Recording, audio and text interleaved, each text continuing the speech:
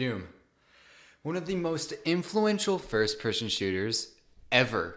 It may not be such an esteemed title nowadays, with it being one of Bethesda's more stagnant properties, but it is safe to say that it is a rich and especially gory touchstone of gaming history. And what better way is there to show this other than the Doomslayer himself? Yes, the man, the myth, and the biggest red flag if it's someone's profile picture. This mean green killing machine is a symbol, a martyr of video game violence, and has been for generations across generations. And there only seems to be one goal in that little mind of his: to kill shit. Whether it be flesh or metal, holy or demonic, this walking apocalypse can rip and tear through anything and anyone that gets in his way. But there's one thing that not even the most powerful among gods can rip and tear their way through: the IRS. The Doomslayer might be a god among men, but that still makes him a man who has to file all of his earnings and finances to the government, lest he be hunted down by a force more unholy than the armies of hell itself, tax collectors. But last time I checked, Doomguy's income or finances or even the money he needed to start his own business is completely unaccounted for. And that is a huge problem. I actually know zero about taxes.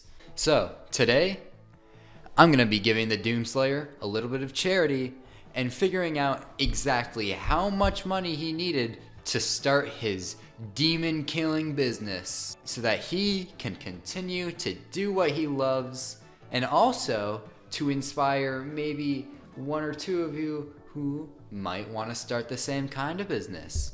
Healthy competition is alright. Well, it's not really healthy if it's going to be murderous competition, but healthy competition is always important. Business 101. So, let's put on our business ties and a nice big smile to show that we're actually really okay with half our income being turned to ash right in front of our hands. And let's figure out how much it costs to be the Doomslayer. Now, before we get into all the number crunching, let's go through my process and a little bit of the roadblocks I encountered when I tried to quantify the monetary value of a demon sword made out of unholy energy. So first things first, a little bit of clarification. We are doing the 2020 Eternal Praetor design of the Doomslayer, not the classic or anything in between. We are doing the fully decked out spec'd one. Fun. Now, the first thing I did when I started this economic crusade was sort all of his expenses into two categories: armor and weapons. Weapons is going to be anything that he can physically shoot or hold in his hand. So that branches to stuff like the heavy cannon, the ballista, or the chainsaw. And the other class, armor, which is everything that comes attached to the Praetor suit. So that's everything from the Praetor suit itself, to all of the stuff inside the helmet, to even stuff like the grenade launcher and the napalm launcher. All of that tied into the Praetor suit. Once we're finished sorting all of the equipment, all of the armor, all of the expenses under these two categories, we can start the next part of our process, which is finding real life allegories for said equipment. For example, the super shotgun, obviously a double barrel shotgun, an analog exists in real life there that we can compare it to and find a price based off that. Now, we are aiming for specificity. We're aiming for exactness here.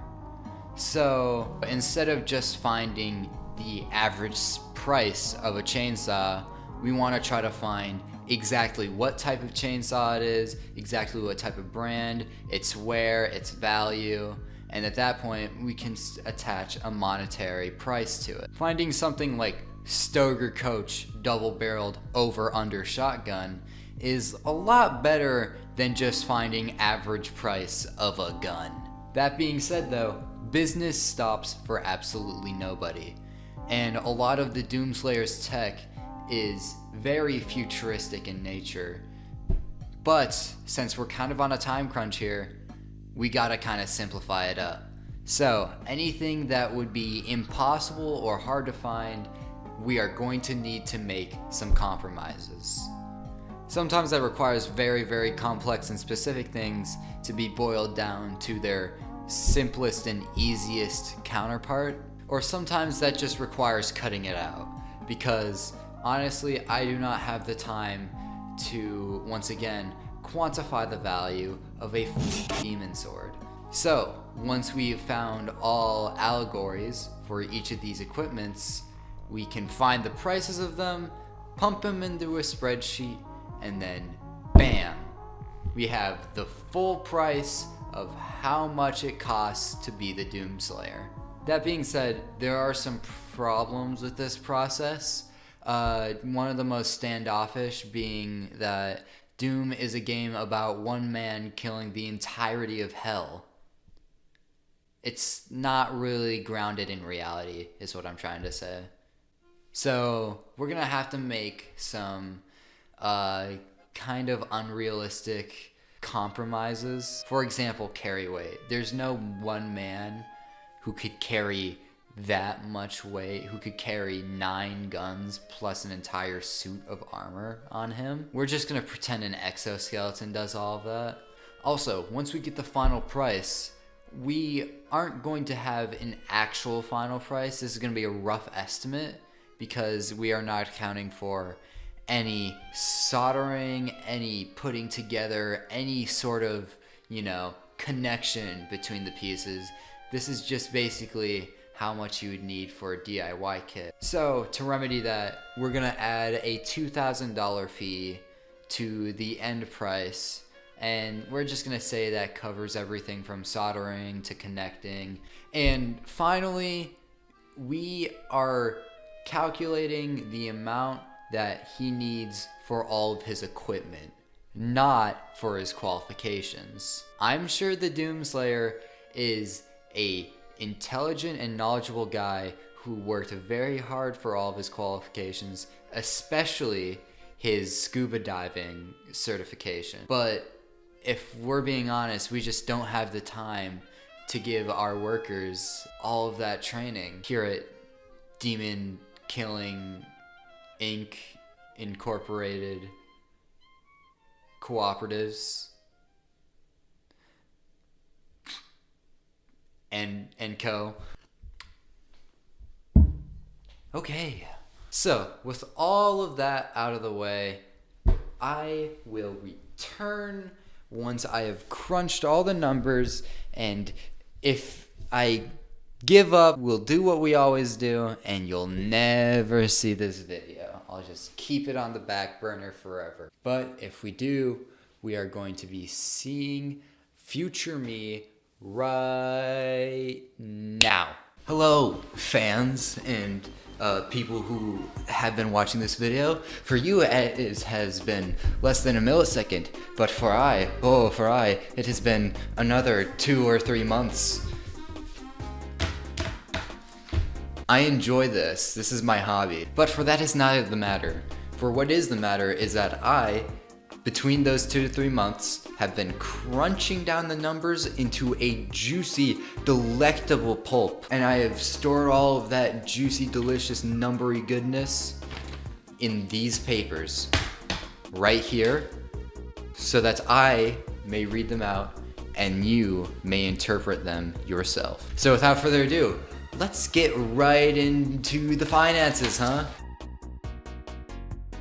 So let's start with probably the first and easiest category to quantify the value of, and that is, weirdly enough, his weaponry, because that is where we can closely tie just a real life allegory and just, you know, strap it together. That being said, all is not too easy because, as you noticed in the descriptions, they don't say like WSG 41,000 machine gun alpha beta beta. It just says heavy cannon. I don't know what to do about that. There's no retail price for heavy cannon. That being said, I have found a ton of real life allegories that may stretch the limit of your imagination, but I'm gonna task you to bear with me, okay? That's what the title of this video should be called, Bear With Me. Let's start with the first gun you get in the game. The combat shotgun is the first weapon the Doomslayer has, and it is by far not the most weak per se, but is the most starter gun out there. And with the theme of that, it is probably the second easiest gun to interpret, as even in the wiki, they say it is based off the Kel-Tec KSG shotgun, which doesn't have triple barrels, but it does have a triple barreled magazine feeding system. Now, you may be asking, what about the mods? Yeah, what about the sticky grenades? I don't know, man. There's probably like a Picatinny rail on there somewhere, right? You can just, you know, strap a 40mm launcher attachment, you know, like one of those underbarrel stuff they use on ARs. That could work. What about rapid fire? I don't think I'm legally allowed to tell you how to convert your shotgun into a rapid fire shotgun. That's some research you're gonna have to do by yourself. All in all, the combat shotgun comes out at around a total of $1,932. Retail price, baby. Next we have the heavy cannon, which is referred to even in the data articles as hard to wield for even the strongest man out there. I mean, the Doomslayer wields it like it's a piece of cake, but you know, that's the Doomslayer. That being said, it is not like your conventional AR. It is more close to when in like Halo, the Master Chief like rips off a minigun from the floor. Some facts about it is it's made of tungsten, basically pure tungsten, fires 50 FMJ, is partially belt fed. It's weird because the belt feeds into the stock, which kind of explains why you don't really have to reload it. The closest analog I could find for it is the M2A1, shown on screen right now, because I forgot what it looks like. Dementia hits like a truck, baby. And if you wanted to, you know, have an ACOG on it, that works. You can't chamber up bullets yet. All in all, that comes around at a price of $14,000. Our next weapon we have on the list is the chainsaw. I skipped over this accidentally, but you won't know because I'm editing this in post. So the chainsaw, at an eye's glance, looks just like a normal chainsaw. You know, it's obviously a bit durable, but we can just chalk that up to game logic. Believe it or not, there's no chainsaw manufacturers developing their chainsaw specifically to cause pain, which means the business is open. So for this, we had to dig a little deeper. In the first Doom, the chainsaw model in the game is actually based off a scan of the Eager Beaver chainsaw, which goes for around $360. And since you don't really add anything to it, and the Doomslayer has the magical power of just finding gasoline cans on the floor, we're just gonna call it $360 and call it a day. Next up, we probably have the easiest weapon to classify, the super shotgun. All it is a double barrel shotgun. And we're gonna ignore that part. That part doesn't exist, okay? No, don't look at that, don't look at that, don't look at that, don't look. All that really needs to be said about it is it's based off the Stoger Coach gun, which usually retails at about $450. Easiest one in the game, Mazel Tov. Next, we're going to jump from the easiest to probably the hardest to classify, the plasma rifle. How the do you see that thing? That thing is a microwave. That thing is shooting microwaves. We can't really shoot hot balls of plasma out of guns yet without, you know, burning everything else around it. So unfortunately, we don't really have a close analog to it, which is why we're going to Stretch Town, baby. It's an extreme stretch, but the only really close analog to a futuristic weapon, like the plasma rifle, is the coil gun PD-70. And I'm not even basing this off of like science, technology, or anything. They just both look futuristic as f. So we're just gonna flip the coin and say, if you wanted a plasma rifle, just buy the coil gun PD-70. It's already shooting hot metal. That's like the same thing. $1,600. Next up, we have the ballista. Somewhat easier. Not too easy, but somewhat easier. We can't really draw anything from the Doom Eternal design because it looks like it's just shooting, once again, balls of energy. More spikes of energy than balls of energy, but the same difference. But what we can get from it is what it replaced. In Doom 2016, the ballista was the replacement for the railgun. And although nothing like the ballista exists today, railguns are super possible. We even have personal defense railguns. For example, the GR1 Anvil. Look at that thing. I know that's not technically a big, powerful shooty weapon like the one in Doom Eternal, but it definitely looks like it. Come on, you to me, me to you. If someone pulled up with that thing and threatened you with it, you got me. I am my pants. The GR1 Anvil typically retails around 4,000 bucks. Pretty cheap, honestly, for a futuristic laser cannon. Hello, you might notice that the setting is different. It's because I am editing this right now, and just realized that I missed the most expensive weapon in my entire list. I just completely skipped over it. Pro tip for aspiring creators, more than one take. Speaking of more than one, let's talk about your only weapon that has more than one barrel. That's right, it's the minigun. The minigun is a curious child, as when you look at it, it's pretty simple. It's a minigun. But when you get into the juicy deets, and especially the mods for the weapon, that's where stuff gets complex. Like, what do I count as the rotary turret? That is 4 miniguns you just pull apart.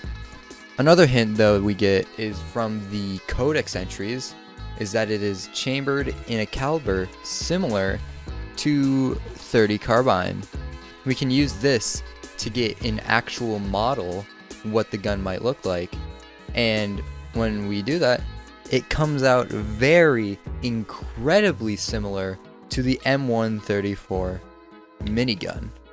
All in total, it comes out at a price of $215,000, making it Doomguy's most hype beast gun. Imagine if it had a Supreme logo on it. Alright, anyways, back to not July 15th spooks. Next up, we have the rocket launcher.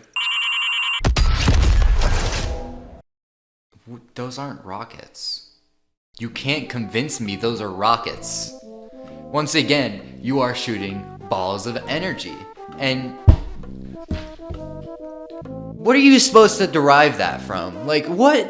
If there is one person out there fighting a war with that thing, run. Run away. Get to a bunker. That is a psychopath weapon. I guess in Doom 3, it's based off the Carl Gustav rocket launcher. So,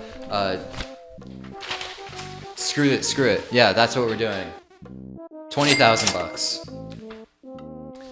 Alright, and finally, for weaponry, we have the BFG.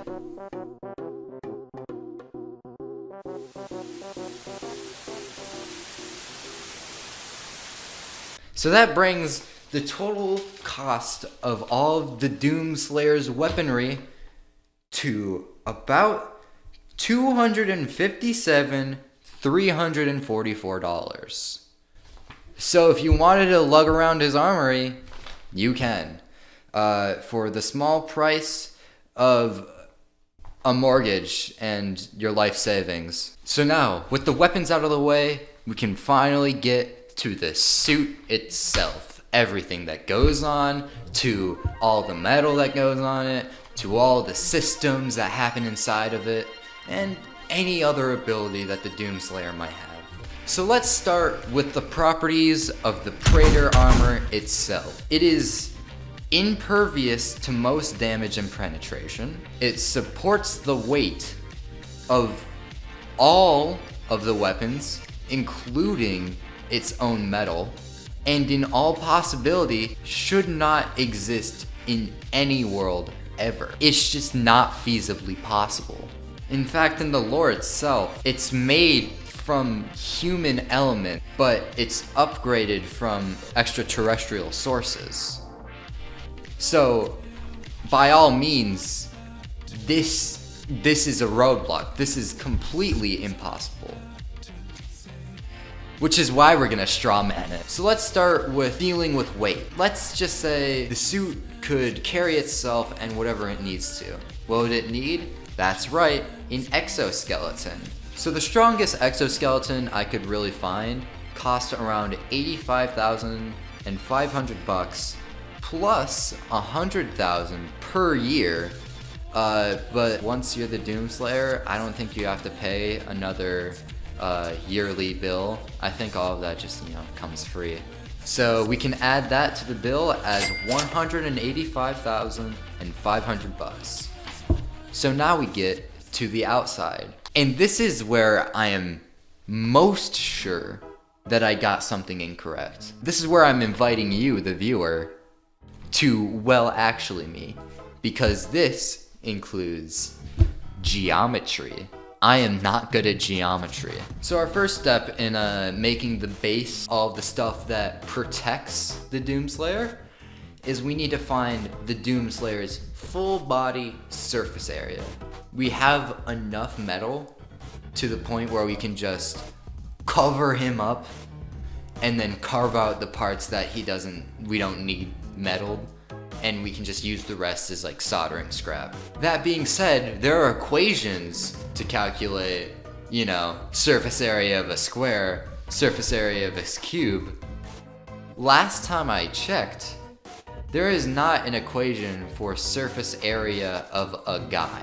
I found something commonly used in medical professions called the BSA, body surface area, and I am not even sure if this is even correct, but we're gonna take it as gospel. So the Doomguy's body surface area is approximately 3.35 squared meters around his entire body. So that's about 4,704 square inches. So now we need to expand it outwards. We need to give it that another dimension. And from the looks of it, the armor looks to be about an inch thick. So since we already have the measurement in square inches, we can just multiply it by 1, and now we have a new dimension. 4,704 cubed inches is the amount of metal we need for the Doomslayer. But now we're tasked with the question, what metal is the Doomslayer's armor made out of? What metal is impervious to most damage and penetration, while still holding the properties of being maneuverable, lightweight, all of that stuff? And we've hit a roadblock. Once again, that is not possible. If there was Doomslayer metal out there, why are we still fighting wars? That being said, there are a few characteristics that we can draw from the Doomslayer suit, Mostly that it is green and scratched. And because I couldn't think of anything else, I'm gonna just say that it's made out of tungsten, because tungsten is usually green and scratchy. But this begs the question, that's totally pervious to damage. How are you gonna make it not pervious to damage? Well, you said it was upgraded by extraterrestrial people. So...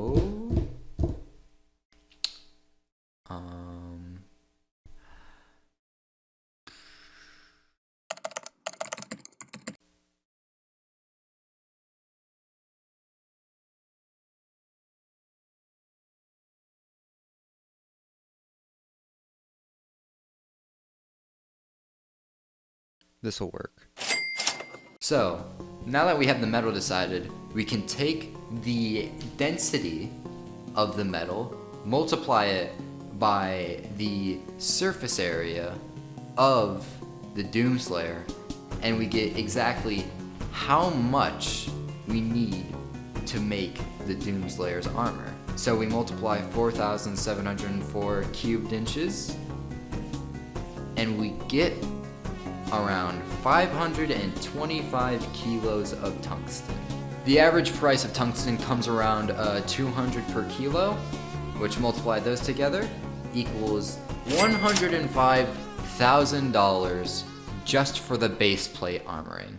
Once again, I am 90% sure I got something wrong there, so if you have the willpower to double check me on that, do so. That being said, I will hunt you down, and I will beat you to death with a Texas Instrument calculator. Mark my words. So now that we have the base plating, we can start digging in to the juicy deets of the Praetor suit. So first of all, we have the helmet, which probably comes around as the most expensive piece of tech the Doomslayer wears, as this is where all the computer stuff is put in. This is, you know, how the Doomslayer sees the world. So first let's start with the holographic screen. So let me just for context say that I have no idea where I got these numbers from. Okay, hold on. I had to write this down somewhere. Newsflash, he did not write it down.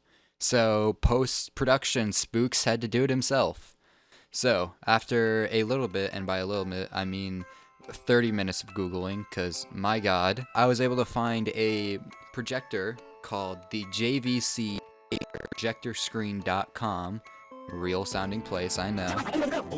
Films in 4K, 8K resolutions, and just in general, really good. Now, you may be asking, Spooks, why do you need 8K? Why do you need this intensely powerful resolution for your projector? Well, if we know one thing about the Doomslayer, he's a gamer. And the bulletproof glass, you might be wondering, why is that so expensive?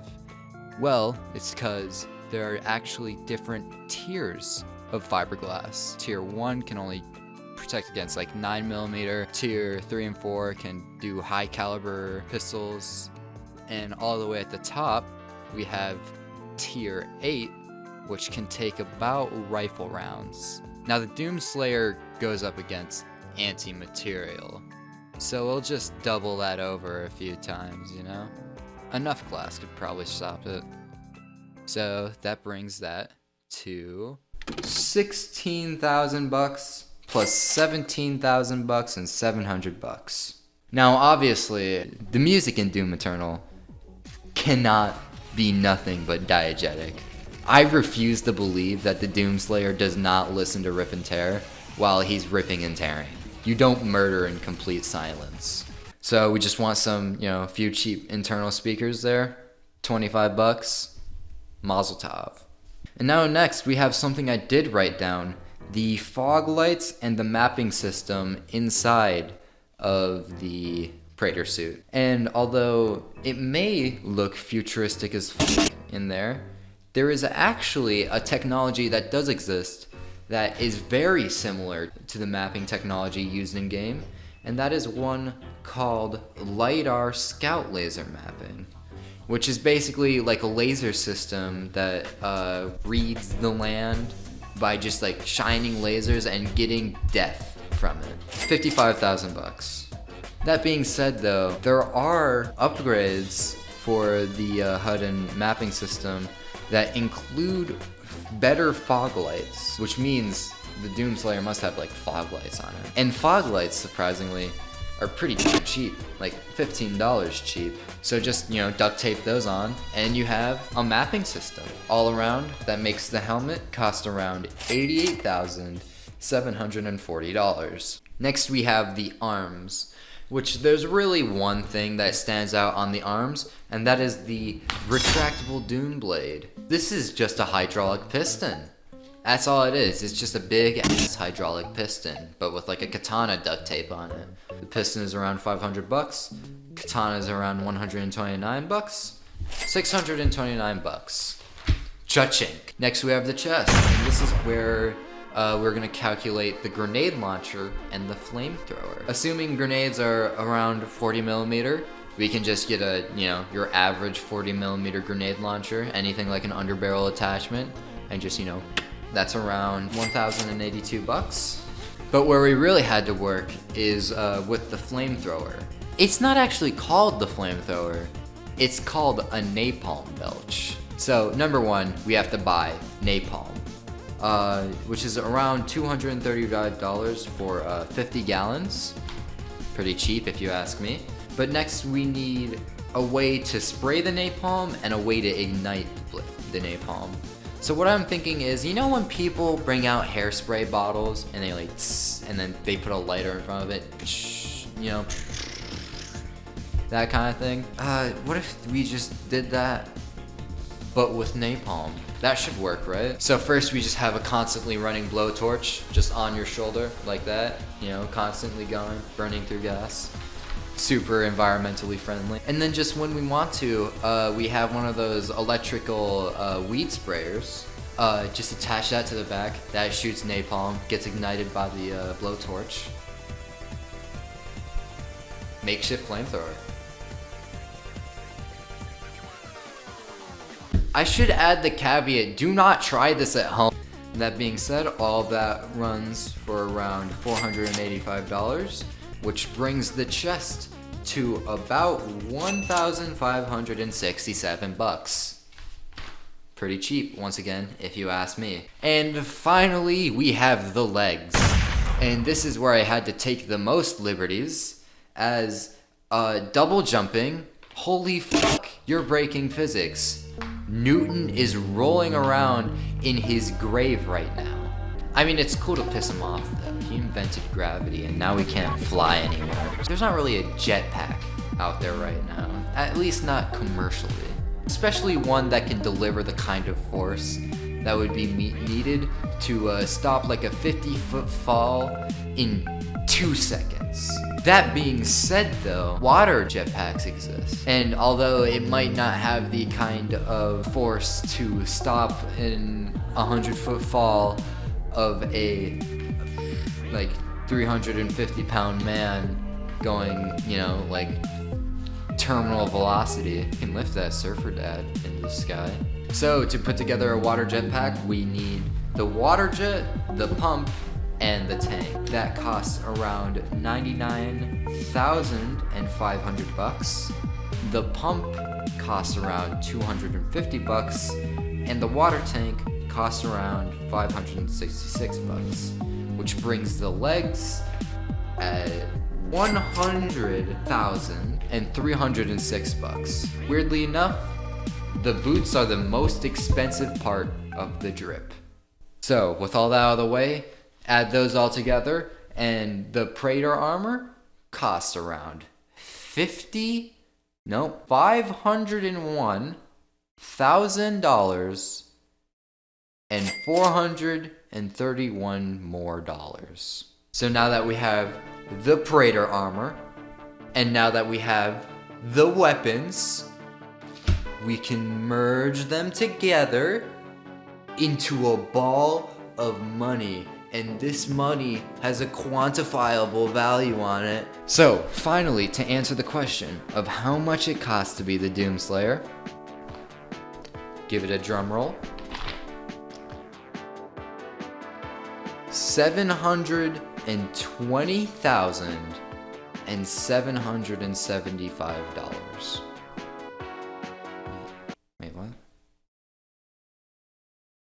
720.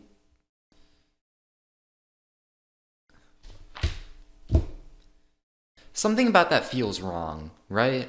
For one, this is way out of the normal person's price limit. $720,000 is around double the amount of the average home in America. And we're currently going through a housing crisis. So that if that says something, it should say a lot of things. That being said, with the U.S. military defense budget, the U.S. government can afford to make 100,000 Doomguys. May God help us all. And hey, even other businesses can do this too. Let's, get into the IRS, the last person you want to piss off. If there are about 55,300 auditors in the US today, it would only cost about $40 billion to equip every single one of them with the Doomslayer's attire. Imagine that thing walking to your door. That being said, 40 billion is a lot. They surely can, afford that. What?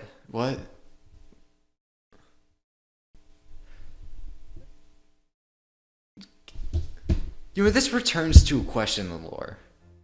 One that millions ask in the canon of Doomslayer. What is he? This unstoppable force that rips and tears through everything in its way. Who is he? What is he? Some call him a god. Some call him a demon. Some say he's a force. Some say he's an idea. But I think I just had a revelation. You see, tax auditors, they have 4 duties. Review tax returns, conduct audits, identify taxes owed, and make sure they get paid. Let's start with the first one. Review tax returns. Obviously, we don't really see the Doomslayer doing paperwork in the game. That would be boring as hell. But who's to say that PDA is not entirely capable of doing such a thing? And even if it's not, the Doomslayer has an office. And you could say it's just a gaming lounge or whatever, but that computer, it signals to me something. This is a man that is familiar with paperwork. Conducting audits. Audits mean searches for lost or overdue payments. What is Doomslayer's mission? Reclaim Earth? That sounds like a audit to me, if I'm being so certain myself. What do you call the Doomslayer searching Sentinel Prime other than conducting a search? Seems pretty tax collector-ish to me, doesn't it? Identified taxes owed. Nobody tells the Doomslayer what to do, right? A lot of people say he's the judge, jury, executioner. Judge of a what, per se? And collect overdue taxes. Almost every single gun or weapon in Doom Eternal is recollected. It's repossessed. What does the IRS do other than repossess shit? The Doomslayer is a tax collector. I figured it out. And you want to go deeper in this rabbit hole? We sure can. We sure can, and we sure will. Killing the con makers, per se. What do you call that other than overdue payment? In fact, many can agree that the last person you want to piss off is your IRS or your tax collector, because they can do so much shit to you. Who's the last person you want to piss off in the Doom Eternal universe? Huh? Back in Roman times, tax collectors were a violent force to be reckoned with. They would wield swords. They would just chop your heads off back in those. I've cracked the case. The Doomslayer is a tax collector. There's no arguing this. Some say he's a god, some say he's an idea, some fear him, some remorse him. The Doomslayer is the IRS. Case motherfucking closed.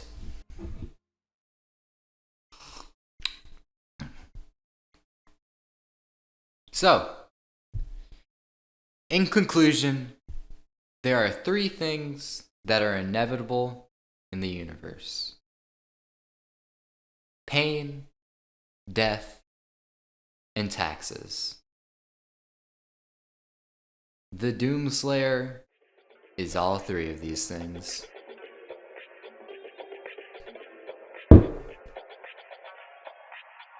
You're welcome, Doom Wiki.